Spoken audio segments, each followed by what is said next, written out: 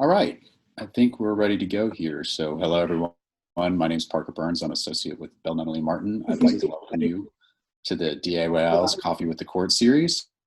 Before we begin, I need to thank our platinum sponsors who are Platt, Shima, and Richmond, Kane, Russell, Coleman, and Logan, Law, Lyon Simmons, and Ryan Law Partners. And the CLE course number for this event is 174090337. That's 174090337.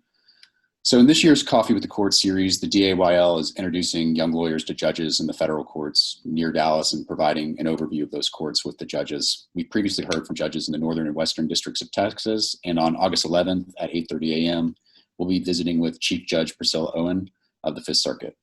Today, though, we are visiting with Judge Mazzant and Judge Jordan, who are district judges in the United States District Court for the Eastern District of Texas. And before we get into it, I'll introduce the judges. So Judge Mazzant is a graduate of the University of Pittsburgh as well as Baylor Law School. He's also a former law clerk to Judge Brown, Faulkner, Bush, all of the Eastern District. He has also served as the Justice of the Fifth Court of Appeals from 2004 to 2009, and then as a magistrate judge for the Eastern District from 2009 to 2014. Then in 2014, President Obama nominated Judge Mazzant to serve as a district judge for the Eastern District of Texas. He was confirmed and received his commission the same year. He's now served as a district judge for going on 6 years with the Eastern District. Judge Jordan is an Army veteran. He received his undergraduate and JD from the University of Texas. And during his career, he's worked both in private practice as well as serving as an assistant deputy and principal deputy solicitor general with the Texas Office of the Attorney General. He worked primarily as an appellate attorney, representing both the state as well as in his private practice, working with Jackson Walker's appellate practice group. And then in 2019, President Trump nominated him to serve as a district judge for the Eastern District. He was confirmed and received his commission in the same year, and we're now approaching his 1-year anniversary as a federal district judge. So I'd like to thank Judge Mazzant and Judge Jordan for joining us today and providing their insight. And without further ado, I guess we'll get into the question and answer sessions. So first, the point of this Coffee with the Court series is to provide an introduction not only to the Eastern District, but especially to the Sherman Division, because as Dallas lawyers, we will eventually find ourselves in the Sherman Division, considering it covers basically all of North Dallas-Fort Worth to the Oklahoma border. So I want to ask Judge Mazzant first, can you kind of introduce us to the Sherman Division, speak to its borders, to its courts, and give kind of an overview of what the Sherman Division is? Sure. Thanks, Parker, and thanks for the invitation. I'm always enjoy helping out the Dallas Association of Young Lawyers as a former TYLA president. I had a lot of involvement with the organization and Sherry, so it's good to be here. Well, the Sherman Division was created in 1902, and its original makeup was the 4 counties, which was when I worked with Judge Brown, that was just those 4 counties, which is Collin, Denton County, and then Cook and Grayson. And then we closed the Paris Division administratively, and then Congress enacted the law. So we had 4 additional counties, which always messes up, but Lamar, Fannin, Hopkins County, and Delta County were added. So there's 8 counties in the Sherman Division as it stands now. We're unique in the sense that we have 2 courthouses, really kind of 3 when you consider in Sherman we have this building, which was built in 1907, the Paul Brown United States Courthouse. And then we have the U.S. Courthouse Annex across the street, which houses our magistrate judge, has a probation office as well. And then Judge Jordan is housed in a commercial space that's built that is the Plano Federal Courthouse. And of course, there's hope that one day us to get a new Plano GSA-owned building down the road. The Sherman Division is unique in the sense that I always say we have a small city. I live in a small city, but I have a big city docket, as Parker knows, is one of my former clerks. And because we have the northern suburb counties of Dallas and Fort Worth, that generates a lot of cases, both criminal and civil.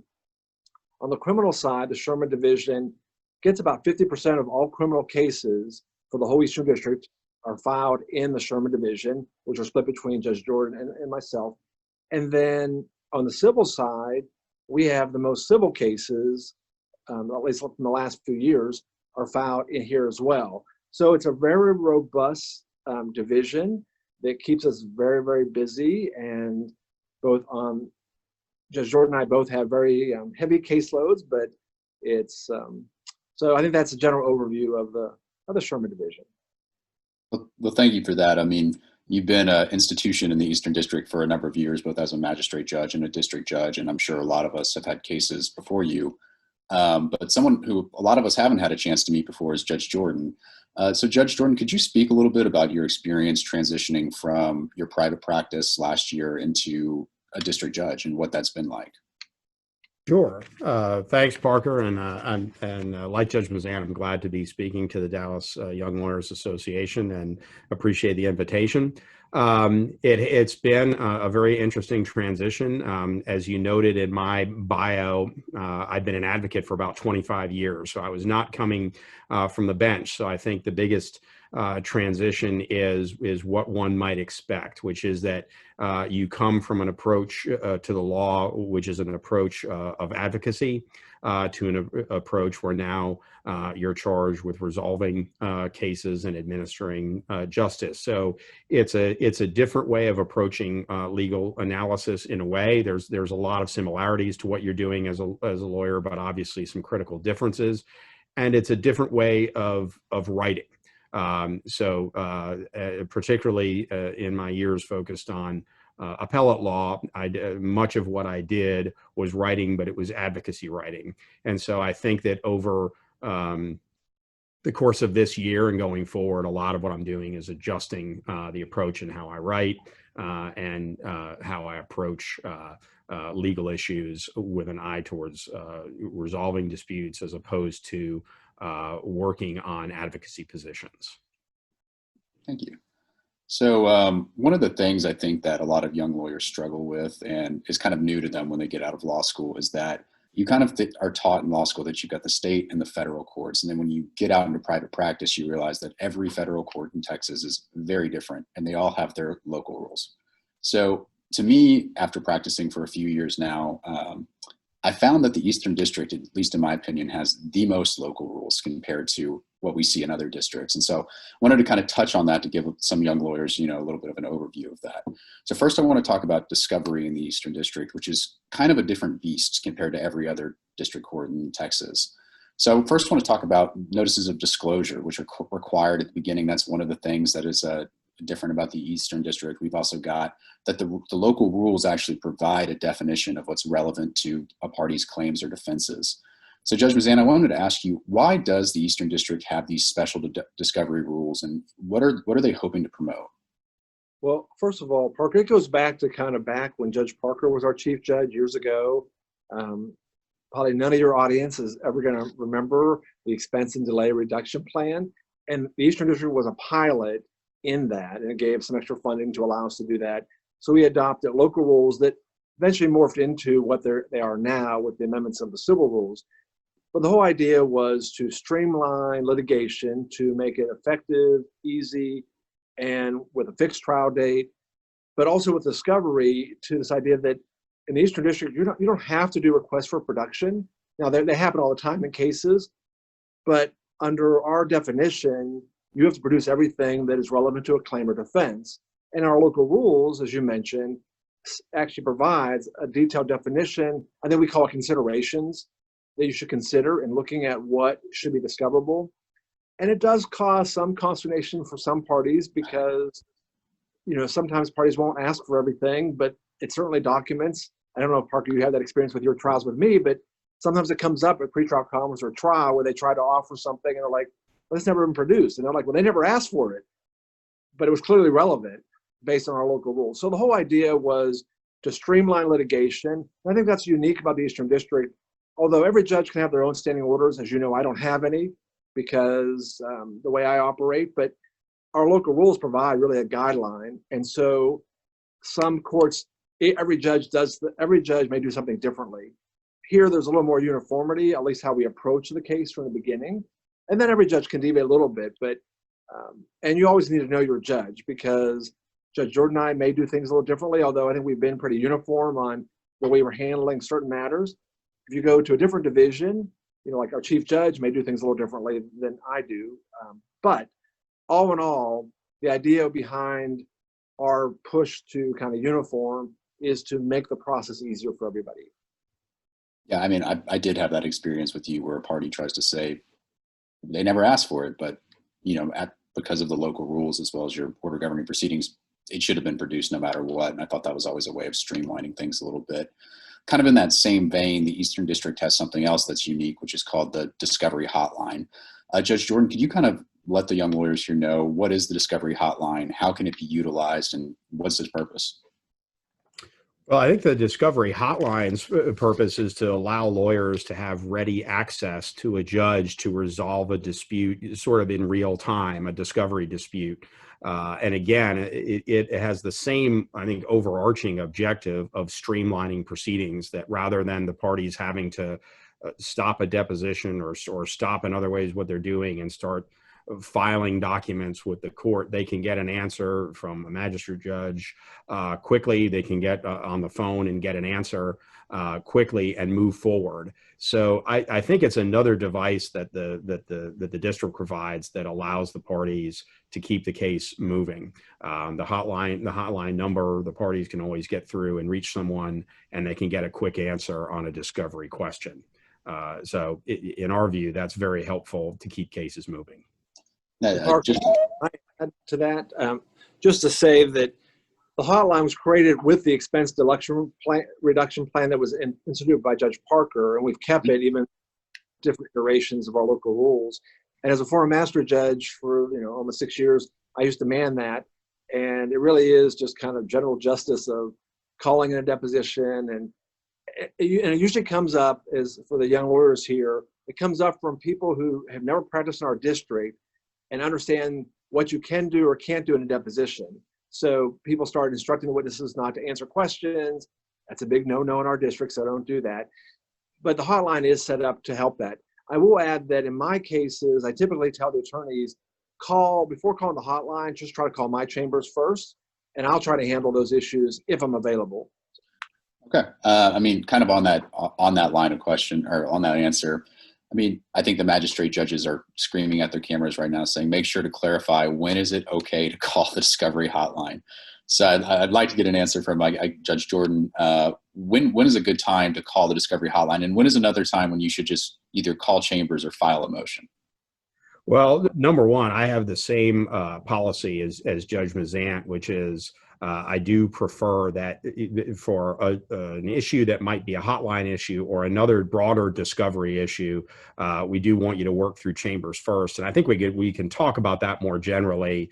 I know you have an agenda where we want to talk about preferred ways of just handling discovery disputes more generally. But to get to your specific question about what is a sufficiently urgent dispute that you want to call the hotline. And I think the example that Judge Mazzant used is a good one. Obviously, the hotline, I think this will be predominantly for issues, for example, in a deposition. And I think it would need to be something where a witness, for example, is being instructed not to answer. In other words, where a key part of a deposition that's going to, let's face it, force the deposition to be taken again. Somebody is not going to answer questions that one party believes must be answered. And so again, I think from an efficiency side, it needs to be something that is sufficiently important that if it is not resolved at that time, the parties are going to have to redo that event. There's going to have to be, briefing the court, and they're going to have to redo the event. I think disputes that don't involve something that rises to that level, I think are probably not hotline type events. They may be more, they are more along lines of a general discovery dispute. And I'm happy to talk about, I know both Judge and I can talk about also how I prefer to handle discovery disputes. Sure. Please do. I think I will just say, as somebody who again came from many years as a practitioner, and I've told Judge Mazzant this, I think this is arguably one of the best rules that the Eastern District has, because the approach that the district has and the approach we have in our division of saying, before people start filing motions to compel with the court and doing the motion to defer, go through our chambers for your dispute, and I would prefer to get on a telephonic conference with the parties. We can do it informally, and my experience has been that this has been very effective. The issues that the parties are fighting about can be put out in an email or two, and you can send a few documents by PDF. We can have a telephonic conference. and hopefully either significantly narrow the issues in dispute, or in many cases, it seems like just resolve the dispute. And it may be that the court needs the parties to actually submit something in writing, and I can ask them to do that in the course of that telephone conference. But what I've seen is that the vast majority of the time we resolve it. And to my mind, that is tremendously helpful for the lawyers and their clients, because what it means is that in the vast majority of instances, you're saving the lawyer's time and the client's money having to file these motions with all of these attachments and the back and forth, which costs money and time that I believe is often unnecessary. And as somebody who is a practitioner for many years and had to do that on virtually infinite number of times, I find it to be just a very, very helpful practice here. I'm really glad we have it in place. My experience has been very positive with it in the time that I've been on the bench, and so it's something I urge parties to keep in mind and to take advantage of. I know that was. Oh, go ahead, Judge. Oh, no, I was just going to add, tie up the one thing on the hotline to give some guidance. As Judge Jordan said, it is really meant for emergency matters. And two things, as someone who's manned that before as a magistrate judge, the first question you're going to get asked in the screening is, have you spoken or called the chambers where the case is assigned? Because just like me, many of the judges do require them to call chambers first. And then they'll say, well, I can't handle it, so go to the hotline. And it is meant for emergency matters. It's not meant for extensions or things that you would have to file a motion for. So it truly is only things that you need an emergency answer for.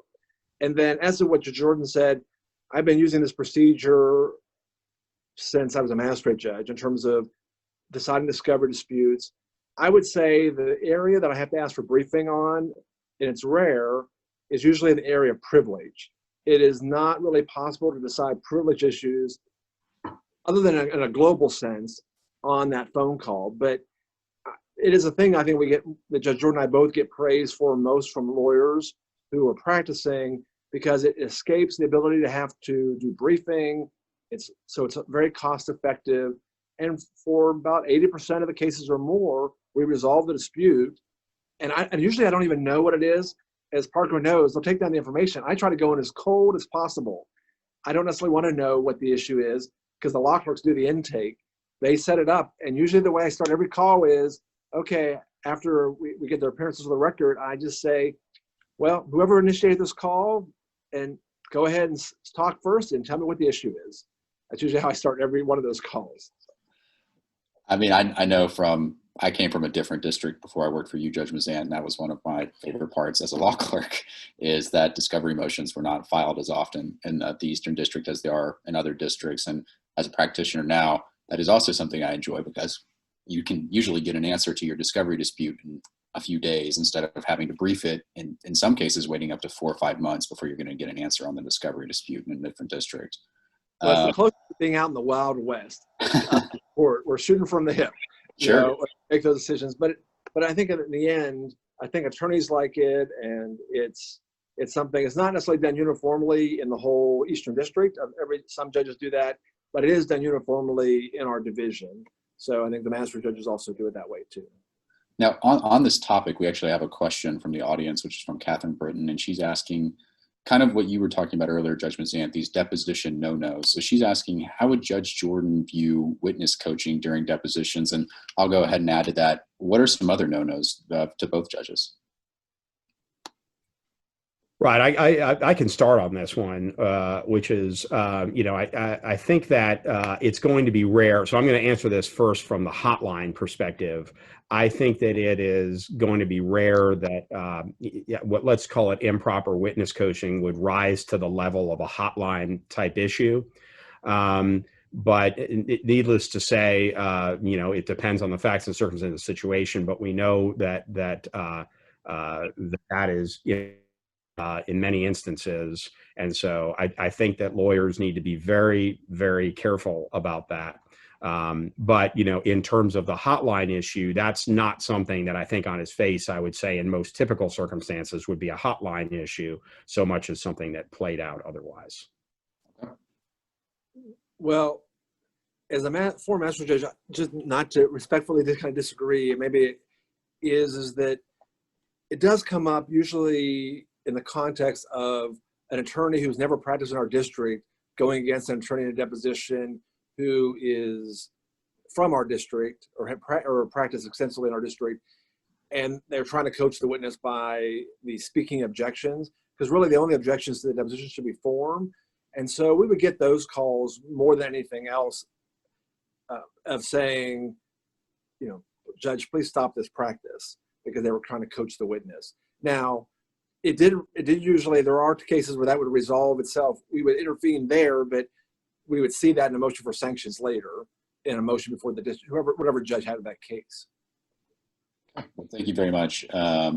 So kind of wrapping up our conversation about discovery in the Eastern District, I think this is all kind of culminates in the order governing proceedings that I know both of you use, although they're a little different from each other. You'll get orders governing proceedings in a lot of federal courts, but I think a lot of times attorneys kind of gloss over these and assume that they're going to say the same thing that you see in different courts, and that's not true in the Eastern District. They're very different and they're very tailored.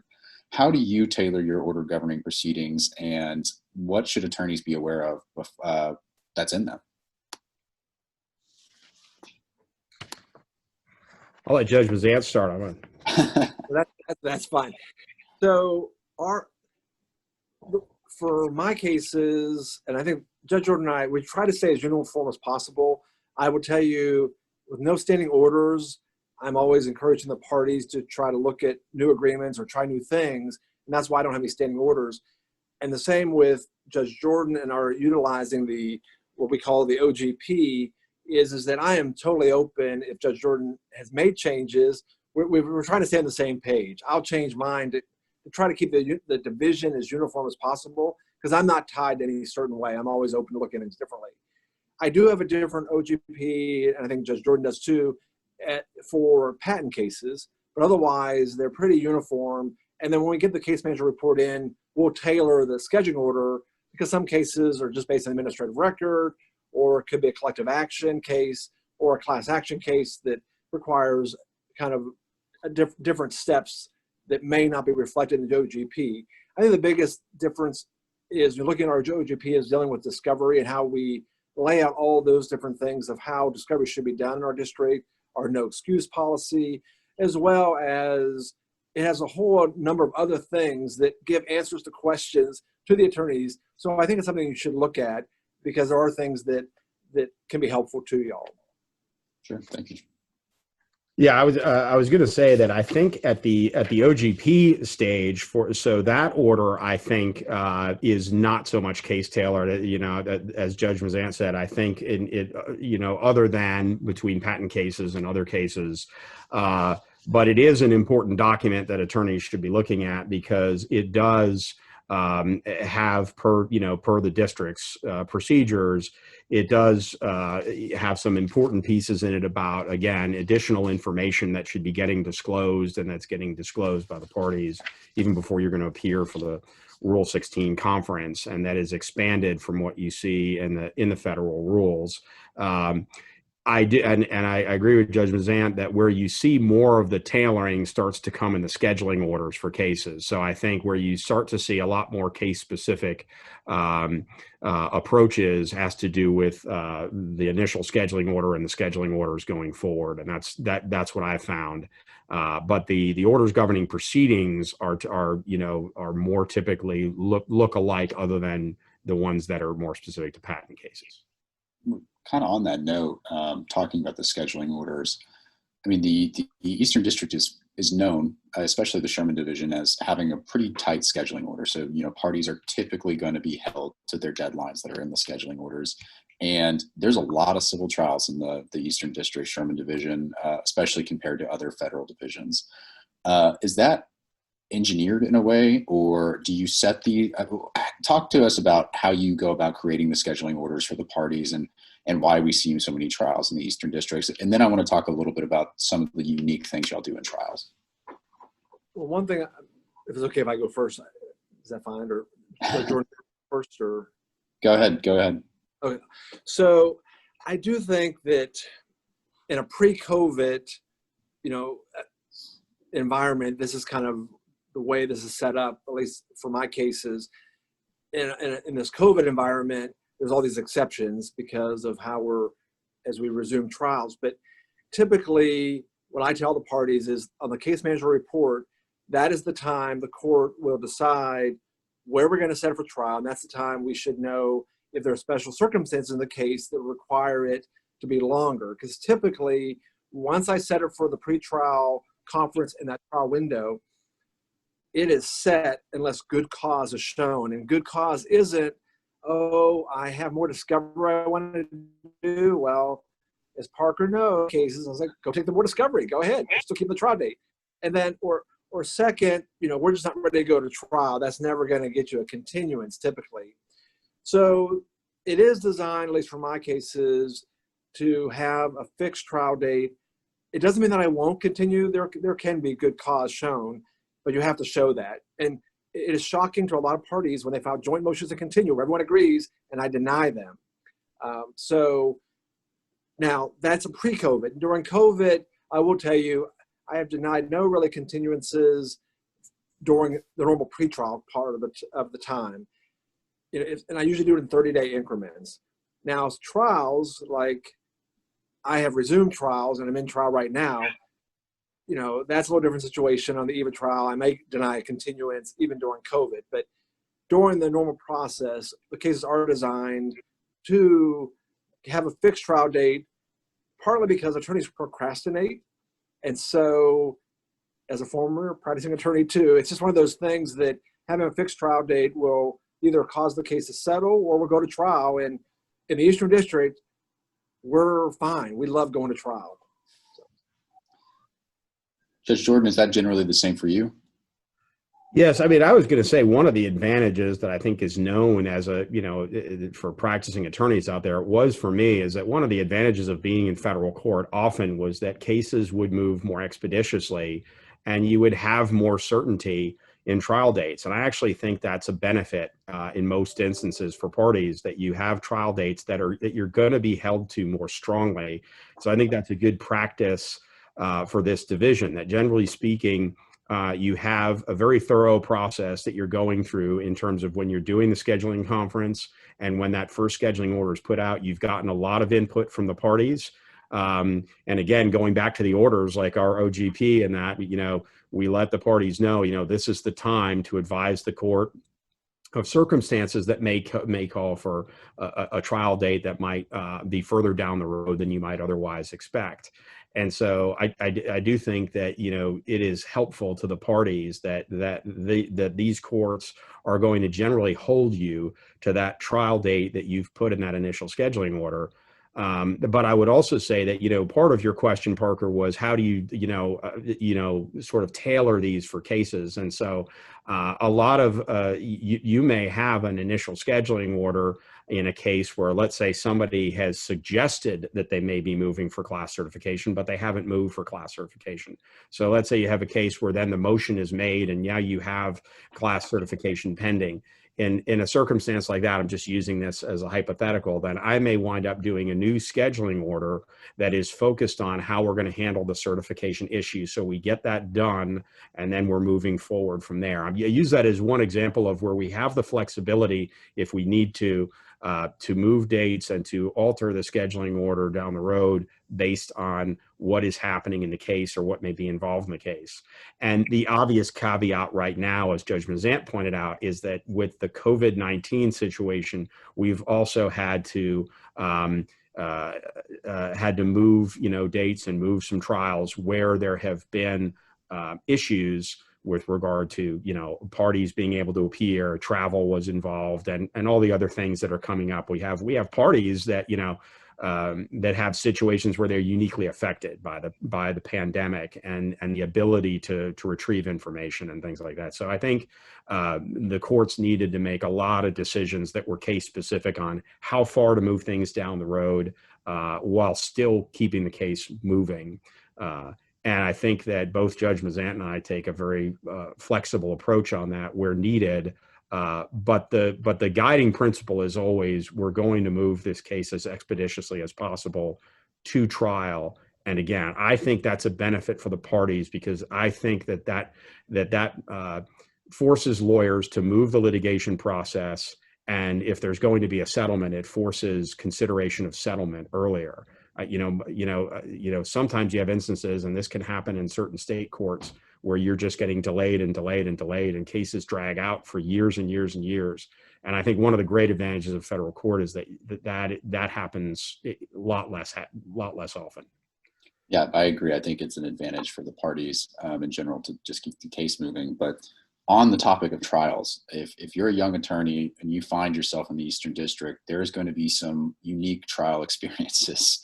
I was hoping that both judges could kind of speak to, going back to us talking about the experimental nature of the Eastern District. I know you, Judge Mazzant, you do some unique things in trials. So I was going to ask you to speak to those. And then Judge Jordan, I was going to ask to see, I think a lot of attorneys don't know how you're trying cases at this point. So if you could speak to how you, if any differences from the normal procedure that you're implementing, I'd really appreciate that. Sure. And of course, as Parker knows, I love being in trial. I think I'm in my 83rd trial as a district judge. So it's safe to say I love that. I love this process. I do a couple things. COVID-19 has changed just one thing in terms of, I normally have untimed voir dire and let them have as much time as they want. I've been only giving about 35 minutes each now during COVID, more to trying to get the jury seated so they don't have to leave for lunch and come back, because we provide their lunch, but I can't provide it to them an hour at the beginning for jury selection process. I also strike through the entire panel. So I increase the number of peremptory strikes after we do strikes for cause. I usually allow an opening statement as part of the voir dire process. I'm not doing that right now during COVID, but that is typical practice. I allow the jury to ask questions of the witnesses. And so when I actually go back, we finished the witness right before this break for this program, and I went over the questions, and I'll ask the questions when I go back. So I'm always looking at things too and experimenting on how can I make the experience for the jury better. And that's my goal of how to do that and do justice. I will say letting the jury ask questions, it keeps them engaged. And I've never had a civil juror fall asleep in a trial. Whereas I can't say that in a criminal case where we had to get their attention. So and I had a patent lawyer who tried a case in front of me who actually said that it really kept the jury engaged. Even though he lost the case, he did like the fact that they were engaged and asked questions. And I think I had 4 of the 8 jurors ask questions that I asked the witness when I go back after the lunch break. Wow. Judge Jordan, are you implementing any types of unique things in trial, or are you sticking with kind of a standard trial? Well, I think the biggest practice that I think is important that I'm following that you don't necessarily always see in federal court, which is similar to what Judge Mazzant does, is in the voir dire process. I cover a lot of the voir dire, but I also give the attorneys a lot of time in voir dire. I do think it's important for the attorneys to be able to participate in that process meaningfully in picking the jury. So that's one thing that I've implemented. I don't know that there's any other innovation so much in terms of how the case is tried.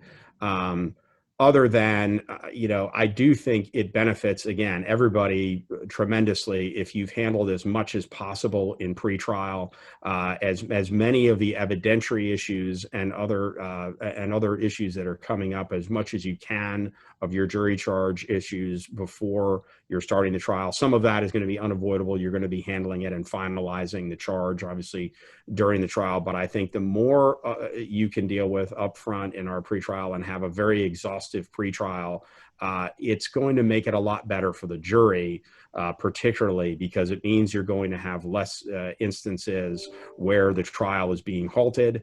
And when those instances are happening, those, if you will, intermissions where you're needing to break to deal with things are shorter. And what I have found, my experience when I was trying cases, was that the better that process had been done beforehand, the smoother the trial went and the happier the jury was on a daily basis. because when your case is moving, at least when the jury is, not having to sit and wait while you're having bench conferences or breaks to deal with issues, I think that gets to be frustrating for juries over time. And particularly if it's a longer trial where it's like, 2 weeks or more, that can become a real issue. So, I don't consider that to be an innovation, but I think having a focus on that is helpful in making the trial process better for the jurors. And Parker, I would add, and I agree with everything that Judge Jordan just had to say, but I would add for innovations, I'm always open to things. So what I would tell lawyers if they're in my court is talk to the other side. If there's some innovation you want to try and both sides will agree, I'll try it as long as they both agree. That's why I don't have any standing orders. Sure. It encourages cooperation among the attorneys. Now, of course, many times they won't cooperate and I have to make those decisions, and I will. But that's part of my method, is trying to encourage lawyers to work together. And if there's some new innovation, let's try it in my court. Now, we may not like it, but we'll at least try it once and see what it's like. Sure. Yeah, I was going to speak to the standing order issue quickly, which is, I think, my view when I came in, and it's similar to Judge Mazzant, is a reason that, at least at the moment, I don't have standing orders, and I'm not really anticipating them, is precisely because I do think I do prefer to take case-specific approaches. And I think that, if you have a standing order and then you find yourself departing from it a lot on specific cases, it's just not as helpful for the parties. So my view of that is that, it's not to say I could never see myself having standing orders, but I think I'm going to be very circumspect in approaching that, because I think case-specific approaches for handling discovery and all other pretrial issues tend to make the best sense. Yeah. I mean, I think the attorneys on this call will definitely prefer that and agree with you that taking a case-specific approach really helps, and then allowing attorneys to speak with the jury, or the panel at least, always helps. And so I know people appreciate that. Now, Judge Mazzant, you mentioned COVID, and I know you're trying a case now, and you've recently tried one of the first cases during COVID.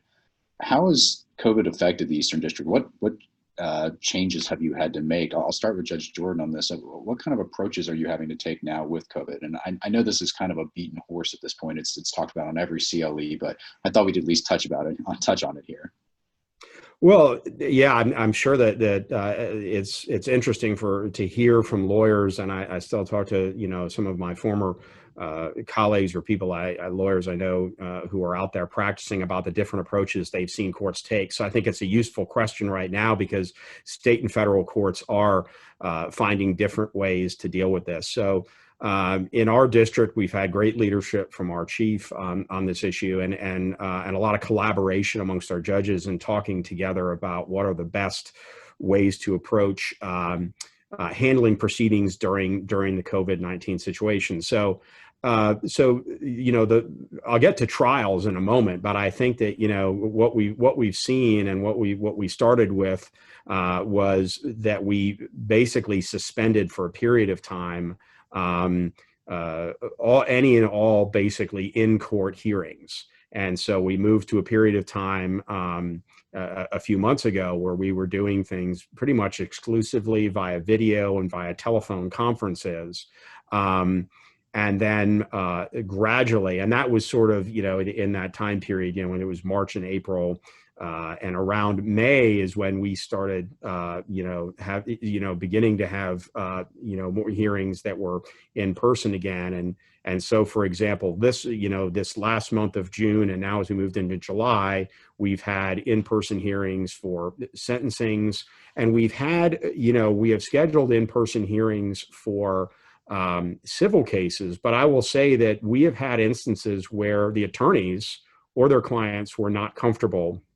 We might have scheduled something in person, and where the attorneys and or their clients or witnesses have not been comfortable, we've been responsive to do the hearing by video if needed. And obviously, given what's been happening in Texas over the last few weeks, we have seen more of that. So I think one thing I want to make clear is that at the end of the day, public, the safety of everyone who is going to appear before the court is paramount. And so I think we still need to be responsive and do hearings by video where we can.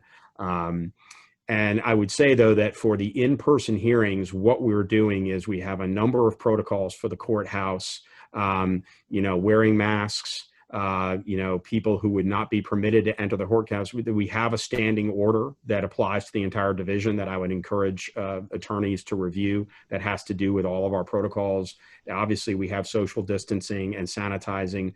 I will tell you, my goal is to keep less than 10 people in the courtroom if at all possible. So, just for example, when we have sentencings, we are making sure that we keep only, as much as possible, less than 10 people in the courtroom, socially distanced. We have places marked where people will be. And we make sure that any pending cases are not trying to wait in the gallery, but they're out social distancing in the hallway. With regard to jury trials, again, we have, for a time we were not having them. As you noted, Parker, Judge Mazzant has now had a few.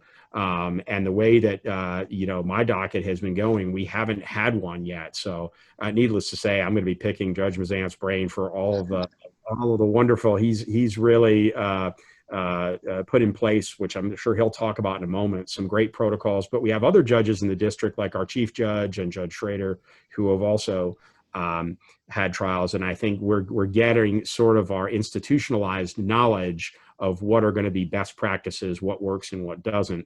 But I plan to be implementing all of these procedures, and it's been very gratifying to me that the reports from Judge Mazzant and the other judges who have had trials in our district has been that the safety protocols put in place by the district have been well received by the lawyers and well received, very importantly, by the jurors. But Judge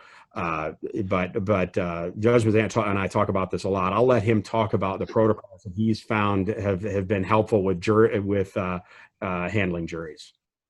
Please do. No, that's fine. And, it's a unique time we're in dealing with COVID, and, it's uncharted territory. There's not a book for us to follow on. I mean, there's guidelines by the AO, but in terms of, as we try to deal with this, to do justice, but also safely do that justice by having trials. I am actually on my third trial since June 1st, jury trial. I had a bench trial, and some of those we actually allowed some of the witnesses to appear by video in the bench trial. And then this is my civil case, my second civil, and then I had a criminal case finished last week where the last government witness got exposed to someone with COVID-19 and couldn't appear live. And so right as the case is about to end. And then I started a 2-week civil case starting on Monday. So the one thing that we have done is, and I was on a program for a whole hour dealing with protocols, so I'm going to kind of condense it with Chief Judge Lynn for the ABA. I did it last week with her because she had the first criminal case in the state. I had the first civil.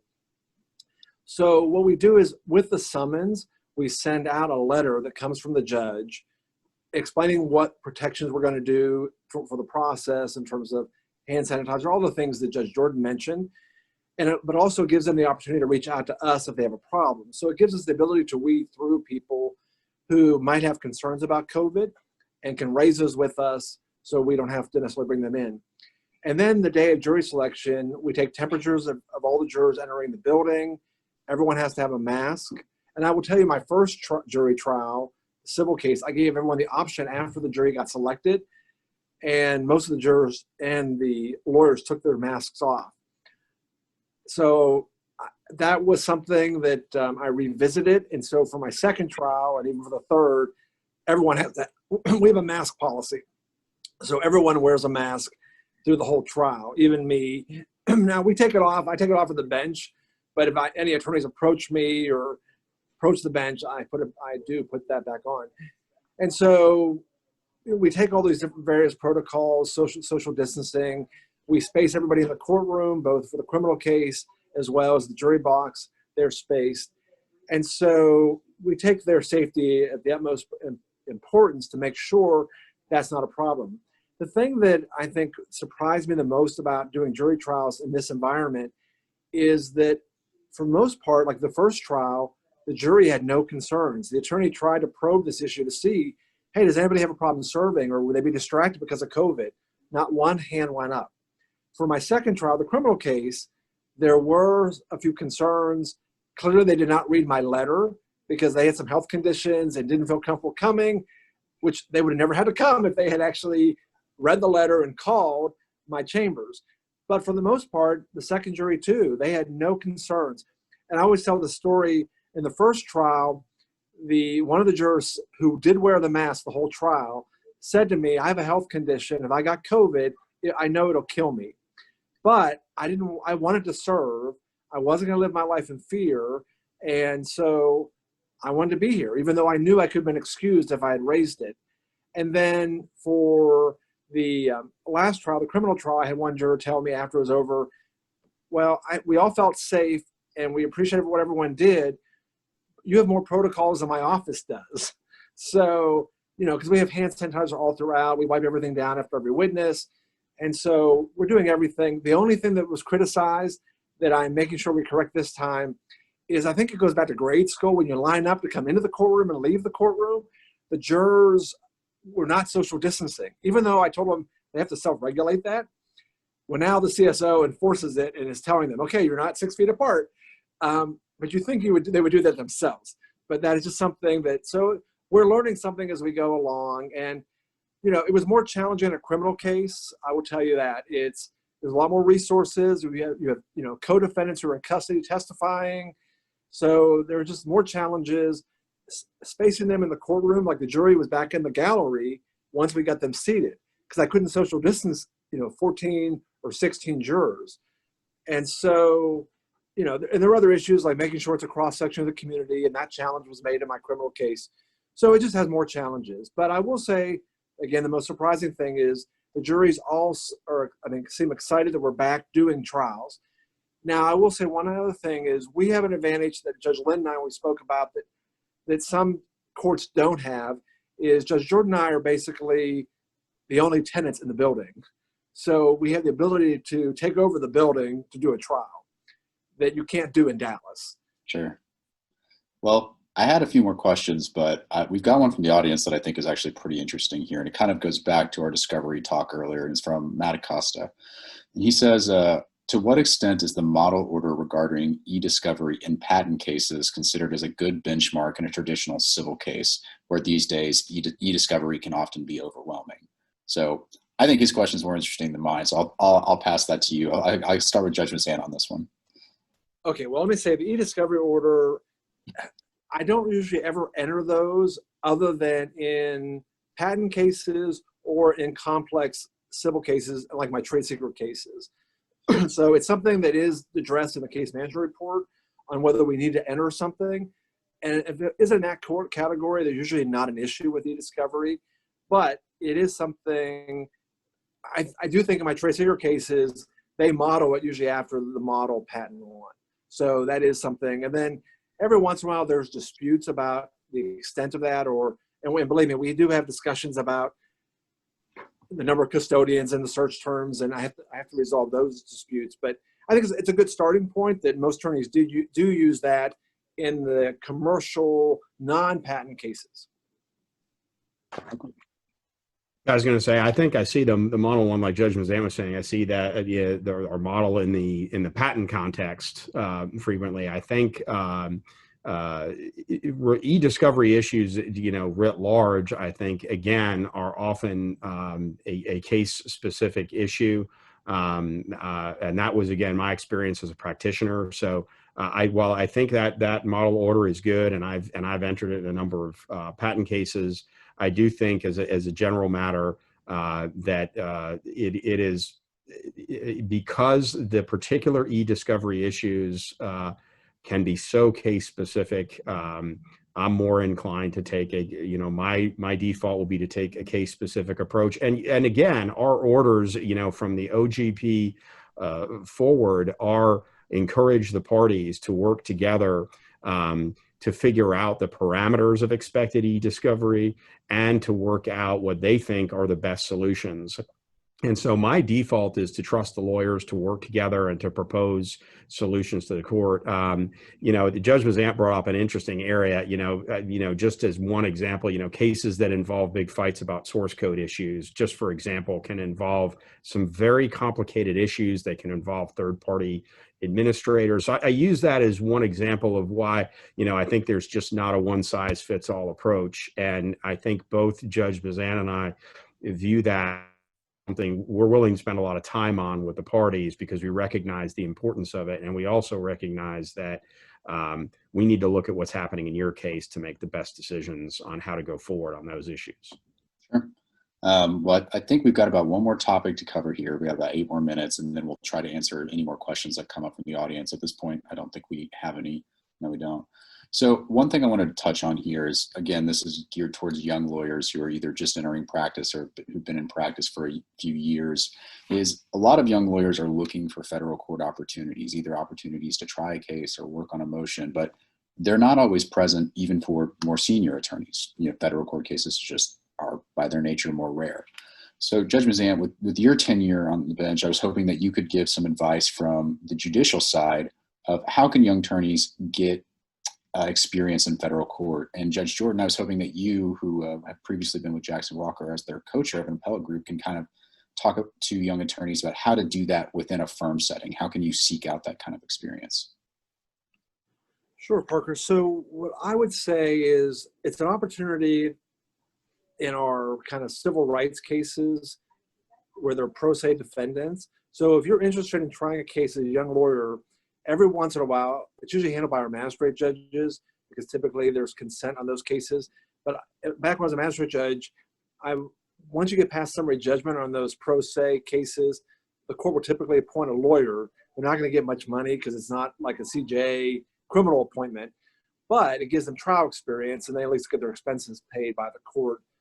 There's a procedure for that. And so if you're interested in doing that, you should notify the judges in your area that you're open to those civil rights appointments, because I'm usually looking for somebody, or the magistrate will look for somebody when a case gets past summary judgment. Now, it doesn't happen very often, but it does happen occasionally. The second thing I would say is I will grant a hearing where both sides ask for it on any motion. Now, that sounds like that's great, and that sounds like that would be utilized a lot, but I will tell you it's not. Typically, it's only one side asking for a hearing, who's ever asking for the relief, the other side isn't. So as a young lawyer, if you want to get experience in my court and you have a motion pending, just try to get the other side to ask for a hearing, and I'll give you all that opportunity. I think that's the best way to get involved. One other topic I would say is, like I've had former clerks appear before me who are young lawyers who got to do witnesses. It's never good to bring someone along, a young lawyer, have them sit at the table and do nothing, especially if it's a jury trial. So hopefully your partners who will get you involved in cases will get the lawyers involved if you come to a trial and not just be sitting there. But I think the best way is to get involved is try to ask for a hearing, and you'll get a chance to come to court. Great. Thank you. Judge Jordan? Yeah, certainly. So I was going to say jokingly that the fact that we don't, that due to these great procedures we have in the district, we don't have as many hearings on discovery fights is one way that younger lawyers who might get stuck having to handle such discovery fights aren't necessarily getting an opportunity. But I think within the big firm setting, I was going to say, similar to Judge Mazzant, I think a little bit different approach on hearings from Judge Mazzant in that I am likely to grant the hearing sometimes just because I've seen something. The parties haven't even asked for a hearing, but there's something in the papers that I have questions and I want to talk to the attorneys, and I will just set a hearing. And I will also be inclined, to grant a hearing, even if it's just one side asking for it. It doesn't need to be both sides. If one side asks for it, I'll take a look at the paperwork. And unless I think the hearing might truly be pointless or a waste of time, including the time of the entity or the person asking for it, I may grant that hearing. So one thing I would say is, to Judge Mazzant's point, it's interesting to me that we don't see that many requests for hearings. And that may be that, lawyers experience in other courts, they just don't think they'll get a hearing. but I'm open to doing hearings, and I am usually convinced that if lawyers are asking for it, there's usually a good reason that they are asking for a hearing. So that's number one. And I think the other thing for young lawyers in whether it's a larger or whatever size firm it is setting of getting some experience at hearings is that, you know, we see a lot of complex cases. We see a lot of cases that have different moving parts. That's what a lot of the hearings or cases where we're going to have hearings will involve. And I do pretty, you know, often see where lawyers will split up some of the tasks, where you may have somebody who is the more senior lawyer who may, you know, they may handle the majority of the hearing, but there may be discrete issues that a younger attorney can handle. And I know that in some instances, you may have courts that they really only may want one person talking. I think it's fine. And I think it can be helpful when you have somebody, and oftentimes, in my experience, it is a younger attorney who has some discrete issue that they've really, you know, mastered that issue, so to speak. And they can be in that way more helpful to the court. So one thing I might encourage, you know, younger attorneys is if you have a case and it looks like there's going to be a hearing and you have a number of moving parts, to coordinate with maybe the more senior lawyers and see if there's a discrete issue or two discrete issues that, you know, you can say, I'm comfortable handling these. I've mastered them. If you're comfortable with me doing it, you know, and I don't have a problem with parties. They can always communicate with the court and ask us about, do we have a preferred manner in which we'd like a hearing to proceed? But I'm open to that, and I found it to be helpful. And I think that may be, you know, an easier way for young attorneys to actually get experience arguing, because if it's cases where, you know, a lot of money is at stake and other aspects of the case, it may be hard for the young attorney to get a time to argue at a hearing. But one way to do it is to have these discrete issues that they're going to handle. Well, I don't see any other questions from the audience, and I know, Judge Mazzant, you've got to head back to trial very soon. So first of all, I want to extend a huge thank you to both Judge Mazzant and Judge Jordan for joining us today, sharing their insight with us. I also, once again, want to thank the sponsors of this event, and also want to thank the audience for joining us today. If you're interested in similar events like this, we're going to be doing another one with the Fifth Circuit with Judge Priscilla Owen on August 11th at 8:30. And again, the CLE credit for this is 174090337. So thank you again, Judge Mazzant and Judge Jordan, for sharing this experience. Thank you, Parker. Thank you. Glad to be here. All right. Have a great day.